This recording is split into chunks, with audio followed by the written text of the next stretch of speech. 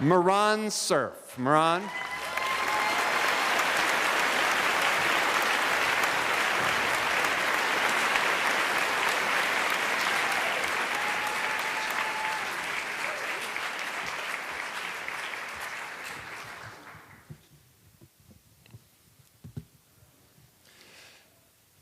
I'm a neuroscientist, and in the past couple of years, I've been working on this unique research where we've been conducting studies on patients undergoing brain surgery. We would put electrodes inside their brain to figure out what problems they have, and we would keep them in a hospital for a few days while we monitor their brains, trying to see what's going on there. So the patient would be awake, sitting in bed, and there's electrodes inside his or her brain, reading his activities. And I would use this time to actually conduct studies with these patients. So I was looking at their brain and asking them questions, and I've been doing one particular study that came out really well, where I had patients think about things, and I was reading their thoughts using these electrodes and projecting them on the screen in front of them. And this was a remarkable work.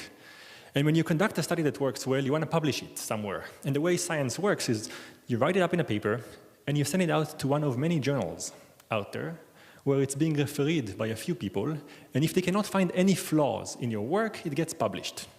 And there's many journals out there, and they kind of vary in how hard it is to get your work out there. The most prestigious journal out there in science is called Nature. Nature is where you publish your work if you really think you're going to change the world. To give you an example, this is where they published the discovery of the neutron, the neutral particle in the atom. This is where they published the discovery of the ability to clone the sheep Dolly. They discovered pulsars and they put it there. DNA was published there. So really remarkable works gets published in Nature. So when I felt that my work is really remarkable, I sent it to Nature, and 6 months later, I got this letter that says, "Congratulations, we're going to publish your work." This is great. This is something that happens in a scientist's career 0 to 1 times, pretty much.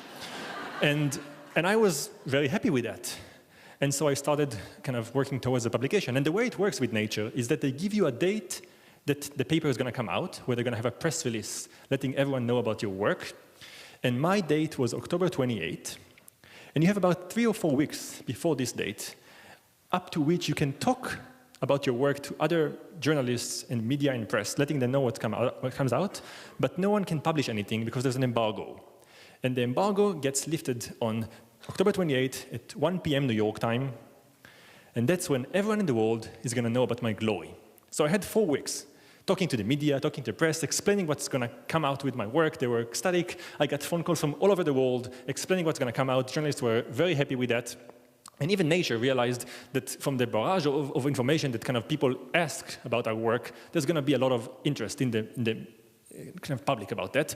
So we had this idea to make a short movie where we're going to explain my work to the world in a kind of a clear way, not just the paper, but something very, very simple. Something that's going to come out, and with the kind of lift of the embargo, there's going to be a clip on Nature's website where everyone gets to understand what we're doing. And I volunteered to make this movie myself. So I interviewed the neurosurgeon in our team, my former PhD advisor. I, too, was explaining the results in a very clear way. We had a nice footage of the patient thinking about things, and his thoughts were on the screen. Beautiful movie. And I edited the movie up to the very last moment, up to the very morning where I was going to kind of have the paper come out. And to end the movie in an uplifting, nice message, I had the neurosurgeon in our team speak about the future. What can you do with this work? And the movie ends with him saying something, "Connecting brains to machines can be the first step in reading people's thoughts, intentions, memories, and even dreams fade out." This was a beautiful movie. And I finished working on it after kind of editing it all night long at 8 a.m. that morning, October 28. And then I had 5 more hours before everyone is going to know about my work. I was exhausted from working all night, so I went to sleep. I said, I have 5 more hours, I'm going to rest a little bit. I put my phone on vibrate so it wouldn't wake me up, and I had a buzzer to wake me up at 1 p.m. to see how everything is kind of coming out. But I didn't wake up at 1. I woke up an hour before because my phone kept vibrating the entire time. When I woke up kind of dizzy, looking at my phone, there were hundreds of missed calls. My voicemail was full, and there was a kind of a ring from somewhere in England, and I picked up the phone, and this was the BBC senior producer. He said, "Dr. Cerf, I'm so glad I got you. I want to put you on the nightly news. I want to open with your the segment with talking about your dream recording machine." I said, "What is that?" And I didn't know it. He said, "I've seen the movies that you made, and I've seen the end where you talk about the dream recording thing, and this is a great thing, and we want to open with that." And I realized that this is wrong, and I say, "Well, you got the idea wrong. This is not what we do. It's something else." He said, "I don't understand. Is it something that you can do? Can you record dreams?" And I said, "No, it's not at all what we did." He said, "But is it possible?" I said, "Well, it's possible. Thank you, too." The phone gets hung up, and now I have like a few more minutes to try to deal with that. I don't know what's going on. And then it's 1 p.m., and I refresh the browser, and the first thing that you see is Nature's headline: "Scientists at Caltech have been projecting thoughts on a screen." Accurate. But the next thing is the BBC headline saying, "Scientists say that recording dreams is possible." Not at all what we did, to be clear. The word dream doesn't appear in the paper. We never did it. It's not possible in any way from what we did. But this was the headline in BBC News. And on CNN, 5 minutes later. And on MSNBC, Wall Street Journal, New York Times. The story gets bigger and bigger with every headline. People kind of start copying it and escalating. So first it says dream recording is possible, then it's been done for 5 years. Scientists have been recording our dreams, they've been copying it and keeping it in databases. The CIA is behind this thing and they're recording our dreams for a while now. The story gets bigger and bigger, and there's no way to stop it. I start getting phone calls and emails from people all over the world asking me about this DRM, the dream recording machine, about the pricing, about how can they buy it, how can they work with it. And I try to explain one by one to people that it doesn't exist and it's a mistake, but no one listens. This is a beautiful story. It keeps growing bigger and bigger, and there's no way to stop it. And I get really frustrated because this should have been my glorious days, and instead it turns into an awful thing. And I called my father, who's a journalist, and I asked him, "Dad, how can I kill this story? What's the secret that you journalists know?" And he says, "The secret is to turn off your phone, don't answer any calls, wait 24 hours. No one cares about science. It's going to die by itself." And so I do just that. I turn off my phone, and I wait. 24 hours later, #1 story, MSNBC, CNN, Wall Street Journal, New York, everywhere is our story. Everyone in the world talks about that. Because my phone is off, I start getting emails from people who find me, sending me their dreams to interpret, asking me questions about their dream.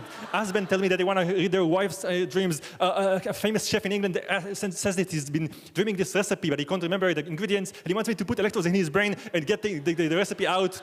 I get phone calls from people all over the world asking me questions about dreams. People ask me to come to hearings in the house to talk about the fact that the CIA has been using me to record their dreams. And there's no way to kill this story. And I get really, really upset. And I sit at my home and I find no way to end this thing. And my friends see me kind of not happy. And now it's 2 days later. Story is still #1 all over the news.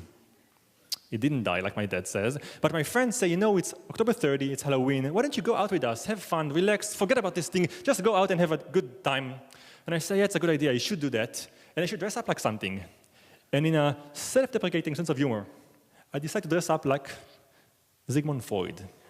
I put a little beard and a pipe, and I comb my hair to the side, and I put little glasses, and I go out with my friends, and it's a great evening. We go out, we wander the streets, I have a nice costume, people take pictures, they upload them to the internet, and the day after, if you look for me, not only do you find the dream recording machine and stories about it, but you also see a picture of me looking up like Sigmund Freud.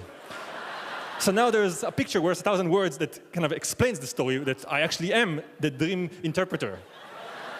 And the story just escalates more. No way to kill it. My dad was totally wrong.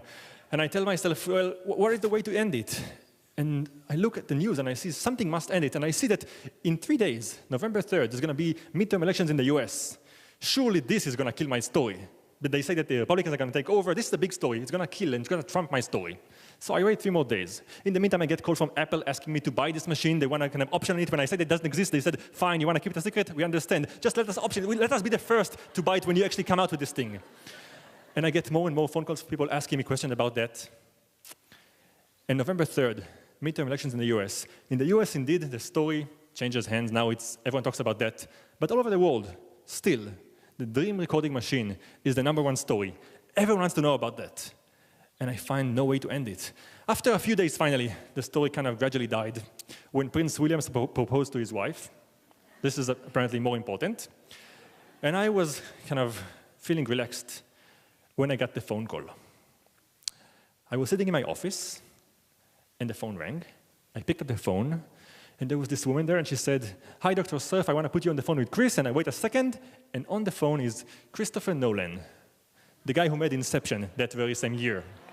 And in a British accent, he says to me, "Dr. Cerf, I look at your work, and we're going to come out with a DVD for Inception in a few days, and I want you to be the face of Inception. I want you to go on a tour with me and all the crew and the team of Inception and explain how Inception is actually true, and you can do that." And this is very tempting. This is like my Hollywood career. I was in Los Angeles. This seems like a great idea to go on tour, with one caveat: this is not what I do, and it's not true. And I explained to him. I say, "You know, there's one problem. This is not true. This story is not right." And he says, "Why don't you send me the paper?" He was the first guy to ask me that, and I sent him the paper. And we speak 24 hours later, and he says, "You know, I read the paper. The first guy to do that. And you're right. It's really not about dreams. But I don't really care. You are now the person who kind of embodies dream recording. Everyone looks at you and thinks that you can do that. You can still go on tour with me and explain how it's done. No one really cares about science. You can just do whatever you want. Like, people can understand it, whatever you say." And I ask for 24 more hours to think about that, where I really kind of contemplate the benefits of going on a tour with Inception and being the face of this thing, counter to my scientific career of many years. And after 24 hours, when we talk again, I explain that while this is very tempting, I'm going to have to say no and choose science after all. It's not the end. They're working on Inception too, and I'm working on nature too. So there's time for that. Thank you.